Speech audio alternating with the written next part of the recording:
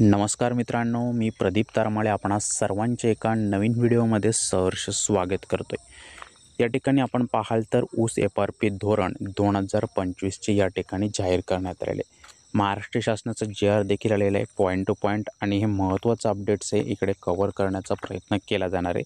आपण जर ऊस उत्पादक शेतकरी बांधव असाल तर हा व्हिडिओ शेवटपर्यंत पहा, आपल्या कन्सेप्ट क्लिअर होतील। असे दर्जेदार व्हिडिओ या ठिकाणी घेऊन येत असतो। चॅनल सबस्क्राईब केलं नसेल तर लगेचच सबस्क्राईब करून ठेवा, ठीक आहे।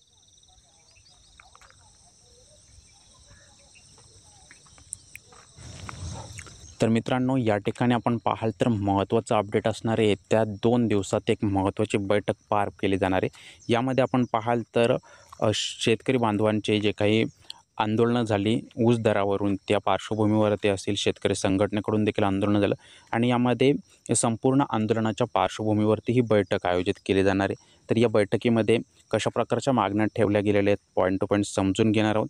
त्या अगोदर महाराष्ट्र शासनाकडून हे संपूर्ण गालप धोरण निश्चित केलेले, यामध्ये आपण पाहाल तर 2024-25साठी दर निश्चित झालेले आहेत। मागील व्हिडिओमध्ये ते आपण सविस्तर कव्हर केलेत।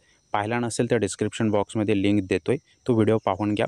आता पुढे जाल तर हे जे काही आंदोलनं झाली या आंदोलनाच्या पार्श्वभूमीवरती पहिली उचल प्रतिटन 3,700 रुपये मिळावी अशी मागणी ठेवण्यात आलेली आहे। त्याचबरोबर तोडणीसाठी मजुरांकडून व ऊस तोडणी मशीन मालकाकडून एकरी 5,000 ते 10,000 रुपयांची मागणी या ठिकाणी केली जात आहे, ठीक आहे। तर अशा प्रकारे अनेक जे काही चर्चा आहेत या बैठकीत होणार आहे। यासाठी कारखानदार असतील किंवा मग इतर जे काही महत्त्वाचे अधिकारी वर्ग असतील हे सर्व उपस्थित असणार आहेत। त्यामुळे नक्कीच या बैठकीमध्ये काही चांगले निर्णय ऊस उत्पादक शेतकऱ्यांच्या दृष्टिकोनातून होऊ शकतात। तुर्तास जे काही अपडेट्स होतं, प्राथमिक माहिती आपल्यापर्यंत पोहोचवण्याचा प्रयत्न केला। जय हिंद, धन्यवाद।